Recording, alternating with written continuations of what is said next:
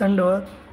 शेजीचे उसने फेडीते ग भाजीपाल्या, पण आईचे उसने फिटेना ग काही केले. अरे बापू, इथं आईच्या ठिकाणी परमेश्वर आहे. आई म्हणजे परमेश्वर आणि शेजी म्हणजे देवता. आपल्यावर देवतेचे बी उपकार असतात.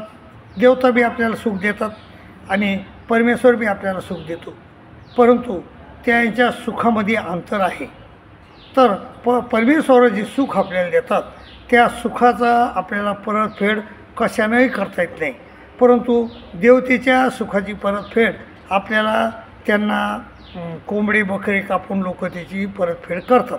तर त्यामुळं लोकगीतामध्ये म्हणलं, लोकगीत हे महिलेचं, तर ते म्हणतात की आईचं शेजीचं उसणं फेडीते ग भाजीपाल्या, पण आईचं उसणं फिटेना ग काही केल्या.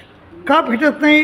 कारण त्या लोकगीतात म्हणलेलं पुढं की आई जेऊ घाली हात, शेजी जेऊ घाली हात पखारून भात, नाही हारणीचा हात. ज्यावेळेस आई म्हणजे परमेश्वर आपल्याला तमातून काढतो आणि प्रपंचात आणतो, आपल्याला 3 सृष्टीमध्ये ज्ञान देतो. हे काय कमी उपकार आहेत का त्या परमेश्वराचे? पण तसे देवता उपकार करत नाहीत. देव आणि परमेश्वर आपले अनिमित बंधू आहेत.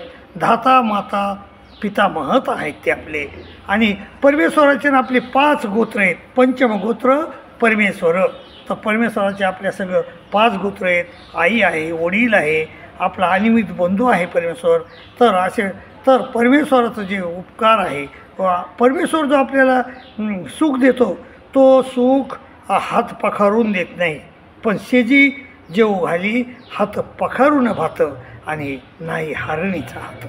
तो देवता ज्यावेळेस आपल्याला सुख देतात त्या अत्यंत कमी देतात, हात पखारून देतात, त्याप्रमाणे आहे. तर त्यामुळं कवी त्यावेळेसचा कोण कवी असेल ते माहीत नाही, ही लोकगीत आहे. तर त्या लोकगीतामध्ये ते म्हणतात की शेजी जेऊ घाली हात पखारून भात, नाही हारणीचा हात. परमेश्वर जो सुख देतो तो आत्यंतिक सुख देतो आणि देवता जे सुख देतात त्या अत्यल्प सुख देतात. म्हणून त्या आईचे उपकार आपण मानले पाहिजे आणि त्या देवतेच्या नादी आपण लागलं न पाहिजे, असं याच्यातून आपल्याला अर्थ समजतो. दंडोत प्रणाम, दंडोत प्रणाम, दंडोत.